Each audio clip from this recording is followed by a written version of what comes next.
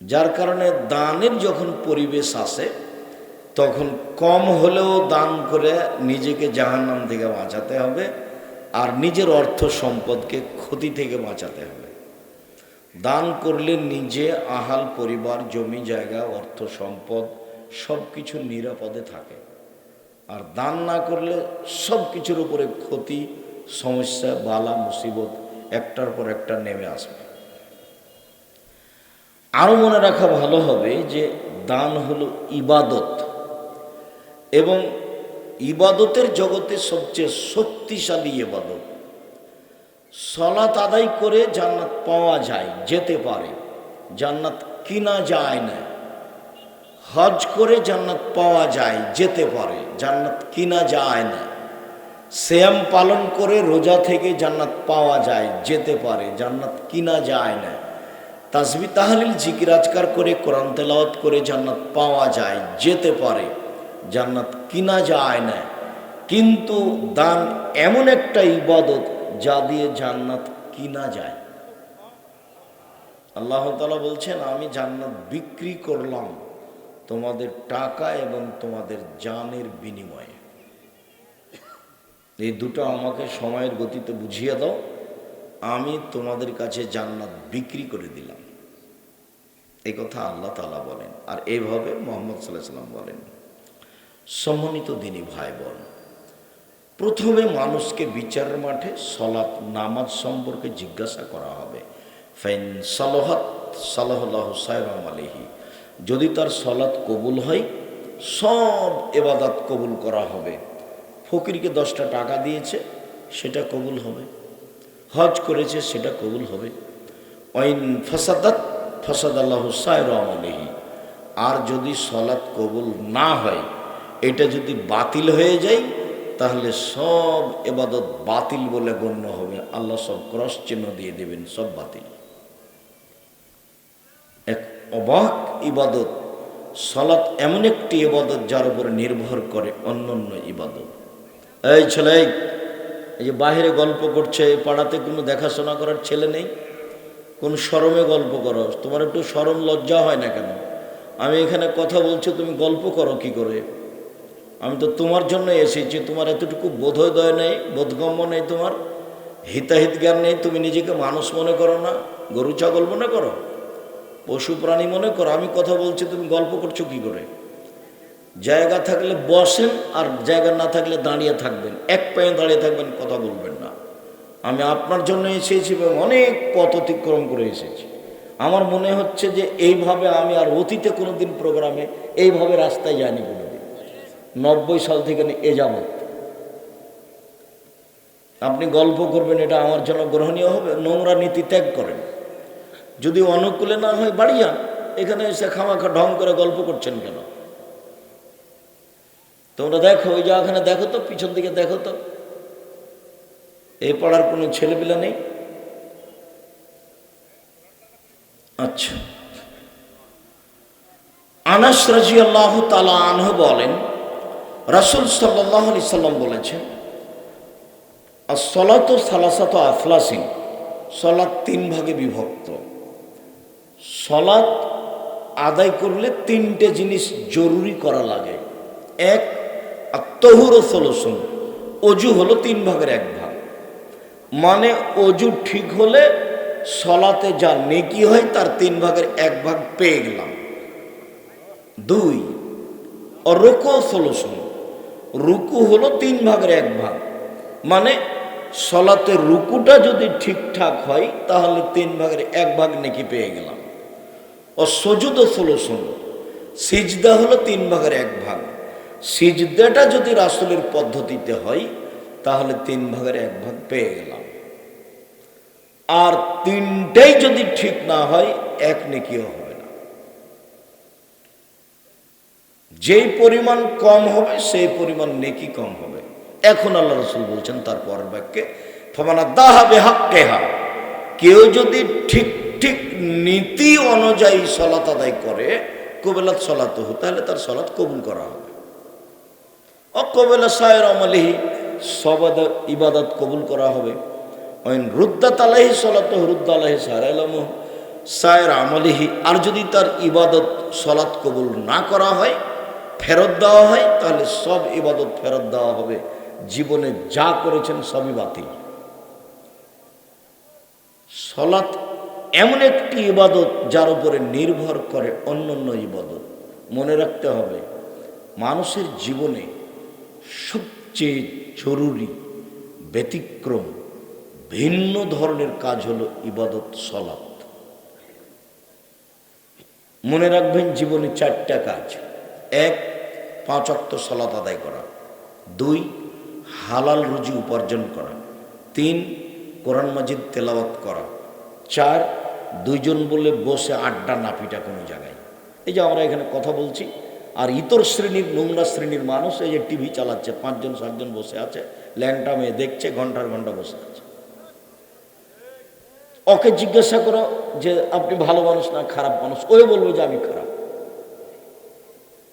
ধরেন একটা মানুষের লজ্জাবোধ থাকলে 5 জন 7 জন মিলে ল্যাংটা মেয়েকে দেখে, বসে বসে আছে, গল্প করছে, দেখছে, দিন দিন ঘন্টার ঘন্টা কাটাচ্ছে। এগুলো পশু প্রাণী, গরু ছাগল, কুকুর সিরিয়াল। আল্লাহ তাআলা বলছেন, বুঝেও বুঝে না ওরা, অন্তর আছে বুঝে না, দেখেও দেখে না ওরা, চক্ষু আছে দেখে না, শোনেও শোনে না ওরা, কান আছে শোনে না। উলাইকা কালা আনাম, তারা পশু প্রাণীর মতো, তারা গরু ছাগলের মতো, তারা কুকুর সিরিয়ালের মতো। বালু মাজাল বরং তার চেয়ে খারাপ, কুকুর সিরিয়ালের চেয়ে খারাপ। ঘন্টার ঘন্টা বসে ল্যাংটা মেয়ে দেখে, নামাজ রোজা বাদ দিয়ে, আর মানুষের বদনাম করে, সে পশু প্রাণীর চেয়ে খারাপ, কুকুর শ্রেণীর চেয়ে খারাপ। হলো নিম্ন শ্রেণীর মানুষ, ইতর শ্রেণীর মানুষ। তার ভদ্রতা, নীতি, বৈশিষ্ট্য বলে কোনো জিনিসই নাই। আমরা তো 1 মিনিট 30 সেকেন্ড থাকতে পারবো না, 30 সেকেন্ড। ওখানে যেখানে টিভি চলছে, 4 জন 5 জন মানুষ আছে, আমরা 30 সেকেন্ড দাঁড়াতে পারবো না। অথচ আপনার স্বভাব এত খারাপ, আপনার খাসলত এত খারাপ, আপনার অভ্যাস এত খারাপ, আপনার অভ্যাস এত নোংরা, এত বর্বর, এত অসভ্য, যে ঘন্টার ঘন্টা আপনি একজন মুসলমান হয়ে ল্যাংটা মেয়ে দেখছেন আর বসে আছেন আর গল্প করছেন। ধর্ম পাগল হয়ে গেছে, হজ করে জান্নাত কিনবেন, অত সহজ নয়। 4টা কাজ মনে রাখবেন। দোকানে এসেছেন, জিজ্ঞাসা করবেন লবণ আছে, 1 কেজি লবণ দেন।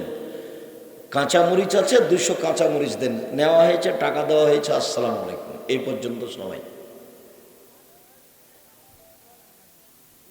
একরাহুল কালামা বাদাল ইশায়, আল্লাহর নবী এশার সালাতের পরে কথা বলা ঘৃণা করতেন। বা একরাহুল নাওমা কাবলাল ইশায়, এশার সালাতের পূর্বে তিনি ঘুমিয়ে যাওয়াকে ঘৃণা করতেন। এটা তার শিষ্টাচার, এটা তার বৈশিষ্ট্য, এটা মুসলমানের নীতি, এটা মুসলমানের শিষ্টাচার। মুসলমান কোনোদিন 4 জন 5 জন মিলে বসে গল্প করতে পারে না। যখন তার চরিত্র, তার অভ্যাস, তার খাসলাত যখন কুকুর শ্রীগালের মতো হয়ে যায়, তখন তার অনুভূতি কাজ করে না। আপনাকে এখানে একটা কথা শোনাই। আনাস রাদিয়াল্লাহু, এই ছেলে, তোমরা মোবাইলে বক্তব্য নকল রেকর্ডিং করছো না অন্য কিছু দেখছো? রাসূল সাল্লাল্লাহু আলাইহি সাল্লাম বলছেন, লা ইয়াকুনান্না ফি হাযিহিল উম্মাহ, আমার এই উম্মাতে 3টে বিপদ নেমে আসবে 3টা কারণে। 1, ভূমিকম্প হবে। 2, আকার আকৃতি পরিবর্তন হবে। সন্ধ্যায় থাকবে মানুষ, আর সকালে হবে শোর, বানর। আমি বলিনি এই কথা, এই কথা মুহাম্মদ সাল্লাল্লাহু আলাইহি ওয়াসাল্লাম বলছেন। 3, সমস্যা নেমে আসবে, বিপদ, ঝামেলা, মারামারি, হইচই। 3টা বিপদ আসবে। 1, ভূমিকম্প। 2, আকার আকৃতি পরিবর্তন, একবারে হুবাহু শুকুর শোর হয়ে যাবে সকালে মানুষ। আমি এই কথা বলিনি, এই কথা মুহাম্মদ সাল্লাল্লাহু আলাইহি ওয়াসাল্লাম বলছেন, যে সকালে ওরা শোর হয়ে যাবে, বানর হয়ে যাবে। 3, সমস্যা, ঝামেলা নেমে আসবে, বিপদ নেমে আসবে। পাপ 3টে কি? 1, এটা সারেবুল খমরা, যখন মানুষ মদ খাবে, বিড়ি, তামাক, জর্দা, সিগারেট, গুল, নেশাদার দ্রব্য যখন খাবে, তখন এই 3টে বিপদ নেমে আসবে।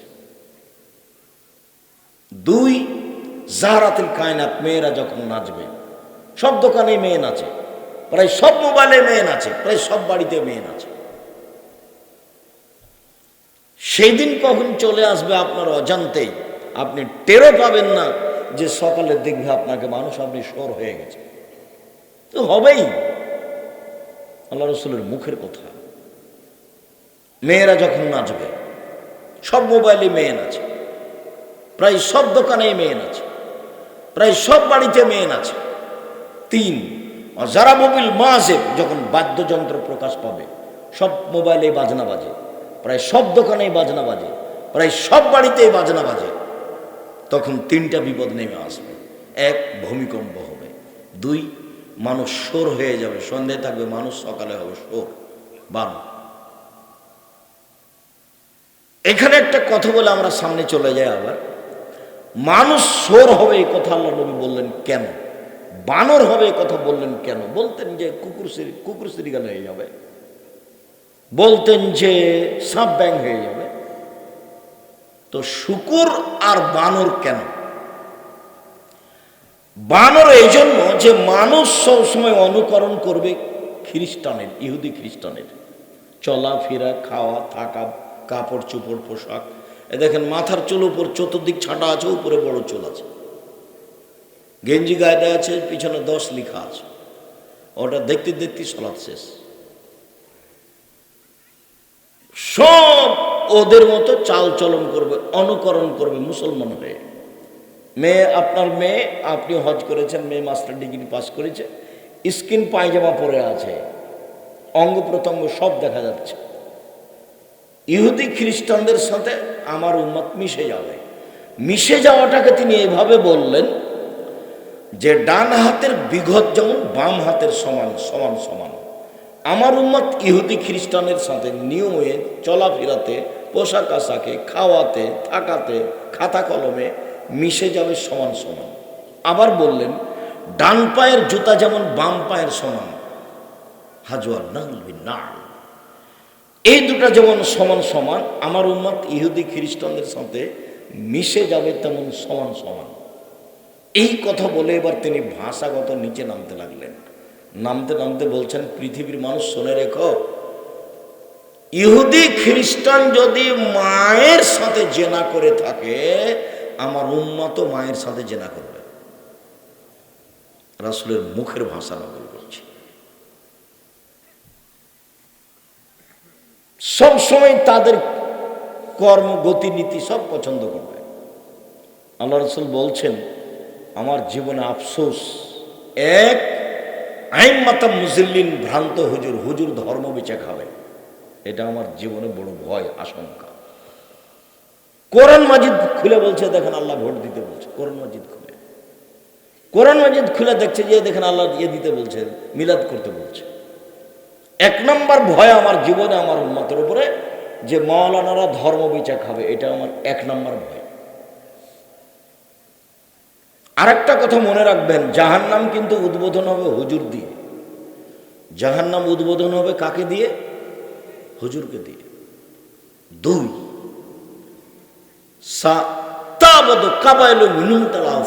আমার উম্মত মূর্তি পূজা করবে। ঢাকায় এক বাড়িতে গেছি, তো বলছে আব্দুর রাজ্জাক সাহেব, আমি আমার মাকে খুব ভালোবাসি।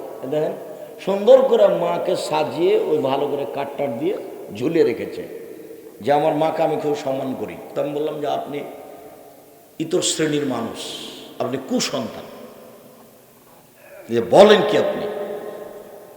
আপনার মা আপনাকে রেখে যাওয়া, আপনার মায়ের জন্য অভিশাপ, আপনি একটা কুসন্তান। কেন এভাবে? মানে যেদিন আপনার মাকে মাটি দিয়ে এসেছেন, সেদিন বাড়িতে আপনার মায়ের হজ করা একটা পাসপোর্ট সাইজের ছবি ছিল, সেটাকে একবারে টুকরা টুকরা করে ছিঁড়ে ফেলে দিয়ে কবরের পাশে গিয়ে আপনি বলতেন হাত তুলে, আল্লাহ আমার মাকে ক্ষমা করো, তখন আপনি হতেন সুসন্তান। তা আপনি আমার মাকে এভাবে ছবি রেখে সম্মান করছেন, আপনি আপনার মায়ের কি উপকার করেন? আপনি তো একটা অনুভূতিহীন মানুষ, আপনার বোধগম্যই নাই, ধর্ম তো বহুদূরের কথা। এক এমপির কাছে গেছি, তো পাশে বাঘ আছে আর সব মূর্তি টুর্তি আছে। কারণ কি কাজে জন্য গেছিলাম, তো বলছি ভাইজান এগুলো একটু নামাতে হবে, সরাতে হবে। তো বলছে আর আমি খাঁটি আহলে হাদিস। বলে মূর্তি পাশে রেখে আপনি খাঁটি আহলে হাদিস? তো যাক, মনে কিছু নিয়েন না, আমি যাই। আপনি না নামাইলে আমি এখানে বসতে পারি না। আচ্ছা আচ্ছা, ঠিক আছে ঠিক আছে, বসেন, এগুলো সব নামিয়ে দিচ্ছি। কোনোদিন কোথাও নত স্বীকার করা লাগেনি, আলহামদুলিল্লাহ। এইভাবে আল্লাহ রেখে দিয়েছেন। 90 সাল থেকে আছি মাঠে। ধর্মের ব্যাপারে জাতির কাছে কোনোদিন নত হওয়া লাগেনি, কারো পিছে পড়া লাগে না, আলহামদুলিল্লাহ। বলছিলাম মানুষ বানর হবে কেন, মানুষ শোর হবে কেন? মুসলমান যেদিন ইহুদি খ্রিস্টানের অনুকরণ করবে, ওই হাদিসের দ্বিতীয়টাতে তিনি বললেন আমার উম্মত মূর্তি পূজা করবে, আর তৃতীয়টাতে বললেন সাত্তালতাহিকু কাবায়রু মিন উম্মতি বিল মুশরিকিন, আমার উম্মত হিন্দুদের সাথে মিশে যাবে। আগে তো বাজনা বাজতো কাদের বিবাহতে? হিন্দুদের।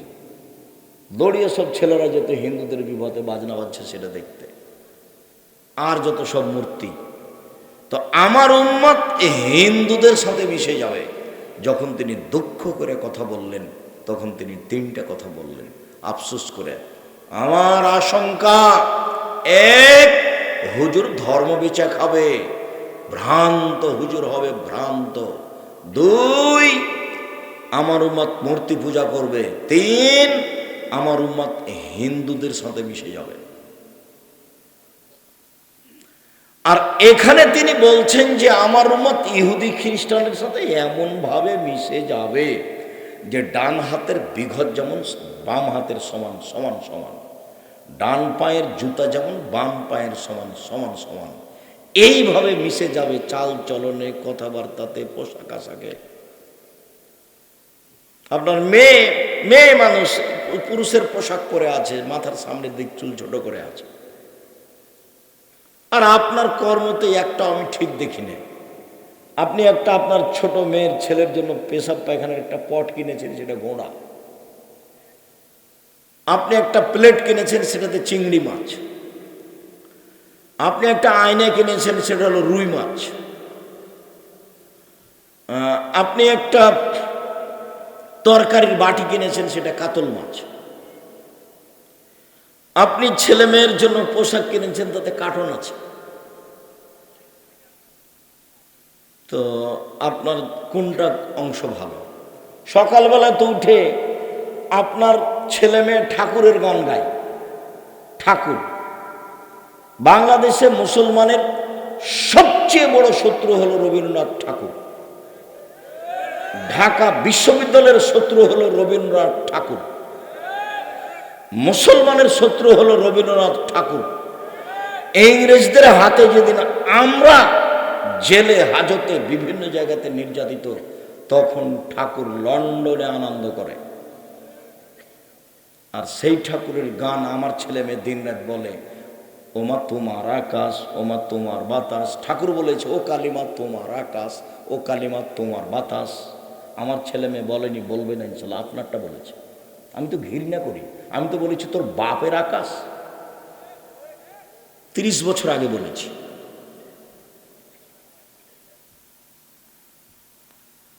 আমার উম্মত হিন্দুদের সাথে মিশে যাবে। যতবার আপনার ছেলে বলছে ওমা তোমার আকাশ, ওমা তোমার বাতাস, ততবার আপনার ছেলে মেয়ে কার আকাশ বলছে? কালিমার। ও কালিমা তোমার আকাশ, ও কালিমা তোমার বাতাস। ঠাকুর কাকে বললো ওমা তোমার আকাশ তোমার বাতাস? আল্লাহকে কি ঠাকুর বলছে মা? ঠাকুর কি আল্লাহকে মা বলবে? ঠাকুর অত বোকা? ঠাকুর হচ্ছে মুসলমানের জানি শত্রু, ঠাকুর মুসলমানের মানি শত্রু। ঠাকুর হচ্ছে ইংরেজদের 1 নম্বর দালাল, ভারত বাংলাদেশ পাকিস্তান 3 দেশ মিলে। আমার উম্মত মিশে যাবে হিন্দুদের সাথে, ডান হাতের বিঘত যেমন বাম হাতের সমান। আমার উম্মত মিশে যাবে হিন্দু ইহুদি খ্রিস্টানদের সাথে, ডান পায়ের জুতা যেমন বাম পায়ের সমান। আল্লাহ নবী কেন বললেন যে আমার উম্মত সকালে থাকবে, সন্ধ্যায় থাকবে মানুষ, সকালে হবে শোর? শোর কেন হবে? সবচেয়ে অনুভূতিহীন পৃথিবীতে প্রাণী হলো শুকুর, শোর। অনুভূতি বলে কোনো জিনিস নাই। গরুর অনুভূতি আছে। এখানে গরু জবাই করেছেন একটা আজকে, আর একটা গরু কালকে এখানে নিয়ে আসতে পারবেন না, আসতে চাইবে না, ওর অনুভূতি কাজ করে। এখানে গোবর আছে, ঘাসটা উঁচু হয়ে আছে, এই ঘাস গরু খাবে না, অথচ তার নাম গরু। তার গরুর অনুভূতি আছে। শুকুরের কোন অনুভূতি বলে কোনো জিনিসই নাই। মুসলমান যেদিন অনুভূতিহীন হয়ে যাবে, তার অনুভূতি বলে কোনো জিনিসই থাকবে না। প্যান্টটা টাকানোর নিচে থাকা তার কাছে কোনো ব্যাপারই নয়, দাড়ি চাঁচা তার কাছে কোনো ব্যাপারই নয়, মোবাইলে ল্যাংটা মেয়ে দেখা তার কাছে কোনো ব্যাপারই নয়, দিন রাত গান বাজনা তার কাছে কোনো সমস্যাই নয়। আর আপনার ছবিওয়ালা গেঞ্জি পায়জামা প্যান্ট পরা তার কাছে কোনো সমস্যাই নাই। আর মেয়ে স্কিন পায়জামা পরা তার কাছে কোনো ব্যাপারই নয়। আর ওই যে গাড়িটা যাবে ডান দিকে না গিয়ে বাম দিকে যাবে, এটা তার কাছে কোনো সমস্যাই নেই। সারা বাড়িটা মা বাপ বেটি ভাই বোন 14 গোষ্ঠী পশু প্রাণী গরু ছাগলের মতো হয়ে আছে, কুকুর শ্রীগালের মতো হয়ে আছে। যে মানুষ সেটা তার এটাই জানে না। ওই যে মানুষ কাকে বলে? অপছন্দ কথা কর্মে লিপ্ত হয় না, যে তার নাম মানুষ। বুঝে না ওরা, অন্তর আছে বুঝে না, দেখেও দেখে না ওরা, চক্ষু আছে দেখে না, শোনে না ওরা, কান আছে শোনে না।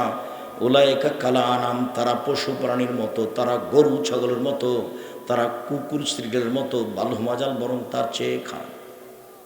খ্রিস্টান আব্রাহাম লিঙ্কনের পদ্ধতিতে মানুষ কোরআন হাদিস জাতির সামনে বাস্তবায়ন করতে চায়। অবাক কথা।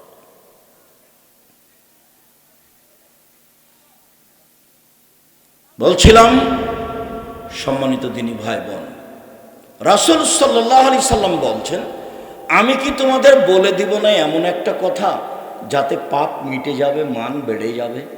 আমি কি তোমাদের এমন একটা কথা বলে দিব না যাতে পাপ মিটে যাবে, মান বেড়ে যাবে? তো সাহাবীগণ বলেন, বালা হ্যাঁ বলেন, সেটা কি? যাতে পাপ মিটে যাবে, মান।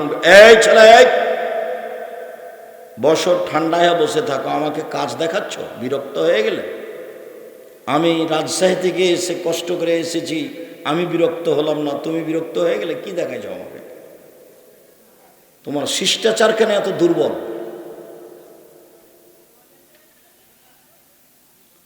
তো সাহাবীগণ বললেন, ঠিক আছে বলেন সেটা কি? তখন আল্লাহ রাসূল বললেন, ইসবাগুল ওযু, সুন্দর করে ওযু করলে পাপ মিটে যাবে, মান বেড়ে যাবে।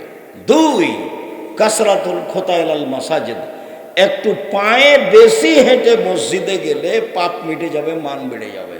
3, ইন্তেজারুস সালাত বাদা সালাত, এক সালাতের নামাজের পরে আর এক সালাত পড়বো বলে অপেক্ষা করলে পাপ মিটে যাবে, মান বেড়ে যাবে।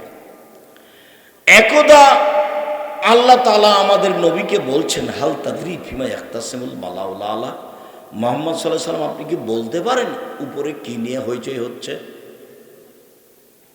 তখন আল্লাহ রাসূল বললেন, হ্যাঁ আমি বলতে পারি উপরে কি নিয়ে হইচই হচ্ছে। তারপর আল্লাহ রাসূল বললেন, ফিল কাফারাত, মানুষের পাপ কিসে মিটে যাবে, কিভাবে মান বেড়ে যাবে, এই নিয়ে ফেরেশতাগণ বলা বলি করছেন।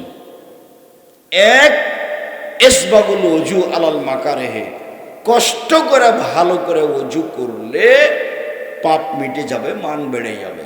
2, আল মাকসু ফিল মাসাজিদ বাদা সালাওয়াত, সালাতের পরে মসজিদে বসে তাসবিহ তাহলিল জিকির আজকার করলে পাপ মিটে যাবে, মান বেড়ে যাবে।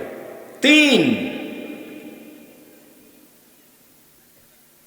আল মাশয়ু আলাল আকদাম, মসজিদে বসে আযিক্র ফিল মাসাজিদ বাদা সালাওয়াত, সালাতের পরে মসজিদে বসে বসে জিকির আজকার করলে পাপ মিটে যাবে, মান বেড়ে যাবে। এই কথা বলার পর আল্লাহ রাসূল বলছেন, মান ফালা যালিকা আশাবে খাইরিন ও মাতাবে খাইরিন, এইটা যে করলো তার মরে যাওয়া ভালো, তার বেঁচে থাকা ভালো, তার মরে যাওয়া ভালো, তার বেঁচে থাকা ভালো। এইটুকু বলার পরে আল্লাহ নবী বলছেন, ওয়া কানা মিন খাতিতিহি কা ইয়ামিন ওয়ালাদাত উম্মু, এরপরে লোকটা হয়ে যায় সেই দিনের মতো যেদিন তার মাতাকে জন্ম দিয়েছে, নিষ্পাপ হয়ে যায়। নিষ্পাপ হয় কিভাবে? 1, সুন্দর করে ওযু করলে, 2, পায়ে হেঁটে মসজিদে গেলে, 3, সালাতের পরে বসে বসে তাসবিহ তাহলিল জিকির আজকার করলে পাপ মিটে যায়, মান বেড়ে যায়। বেঁচে থাকা ভালো, মরে যাওয়া ভালো, বেঁচে থাকা ভালো, মরে যাওয়া ভালো। হয়ে গেছে সেই দিনের মতো যেদিন তার মাতাকে জন্ম দিয়েছে, নিষ্পাপ হয়ে গেছে। আর একটা কাজে মানুষ নিষ্পাপ হয়, তা হলো হজ কবুল হলে মানুষ হয়ে যায় সেদিনের মতো যেদিন তার মাতাকে জন্ম দিয়েছে, নিষ্পাপ হয়ে যায়। আর একটা কাজে মানুষ নিষ্পাপ হয়, অসুস্থ হওয়ার পরে যদি বলে আলহামদুলিল্লাহ, অসুস্থ হওয়ার পরে যদি বলে আলহামদুলিল্লাহ, তাহলে লোকটা হয়ে যায় সেদিনের মতো যেদিন তার মাতাকে জন্ম দিয়েছেন, নিষ্পাপ হয়ে যায়। আল্লাহ নবী বলছেন, বুখারী মুসলিমের হাদিস, কামার কর্মকারের ভাটিতে হাপরে লোহা স্বর্ণ চাঁদি দিলে, ভাটিতে দিলে যখন লাল হয়ে যায়, তখন লোহা স্বর্ণ চাঁদের গায়ে যে ময়লা আছে, ওই ময়লাটা যেমন ঝরতে থাকে, মানুষের গায়ে জ্বর হলে মানুষের পাপ সেভাবে ঝরতে থাকে। বুখারী মুসলিমের হাদিস। এখন তো মানুষের মাথা ব্যথা হলে সিঙ্গাপুর, ফকির যদি ভিক্ষা চায় তাহলে মাফ করো। ধৈর্যের তো আর কোনো হিসাব নেই। অসুস্থ অসুখ বিসুখ হয়, মানুষকে আল্লাহ জান্নাতে ভালো জায়গা দিতে চাচ্ছেন, তো এবাদতে পৌঁছিতে পারছে না, তখন আল্লাহ তাকে অসুখ বিসুখ দিয়ে আল্লাহ ওখানে পৌঁছে দেন। বেশি যদি দুরারোগ্য রোগ হয় তাহলে মানুষ বলে যে এ লোক খারাপ, সেই জন্য এরকম রোগ হয়ে আছে। মানুষ তো মানুষের মতো বলে, মানুষকে আর বিবেচনা করে? মানুষ তো পশু প্রাণীর মতো দিন কাটাচ্ছে, খায় হাগে আর দিন কাটায়। এই তো মানুষ, বিবেচনার কয়জন করে? আল্লাহ কোরআন মাজিদে বারবার বলছেন, ওরা বিবেক চর্চা করে না, ওরা বিবেচনা করে না, ওরা আকলকে কাজে লাগায় না। মানুষ আকল বিবেচনাকে কাজে লাগায় না। বিবেচনাকে কাজে লাগাইলে ওই টিভির সামনে ঘন্টার ঘন্টা এভাবে 5 জন 10 জন 20 জন বসে থাকতে পারে? গরু ছাগলও থাকবে না ওইভাবে। 4টে জিনিস মনে, 5 ওয়াক্ত সালাত, 2 হালাল রুজি, 3 কোরআন তেলাওয়াত, প্রত্যেক দিন অন্তত সূরা ইখলাস 3 বার পড়ে আল্লাহকে বলবেন এই যে কোরআন মাজিদ পড়লাম। 4 আড্ডা পিটা নিষেধ, চিরদিনের জন্য আড্ডা পিটা হারাম। 2 জন যেখানে বসে আছে সেখানে বসবেন না। কথা থাকলে দাঁড়িয়ে কথা বলে চলে যাবেন, ওখানে বসাই নিষেধ। আড্ডা পিটা চিরদিনের জন্য হারাম। যেটা মুরব্বীরা বসে বসে টিভির সামনে আড্ডা পিটছে, মাথায় টুপিও আছে, আর একজনের বদনামও করছে সুন্দর করে। সম্মানিত দিনী ভাই বোন,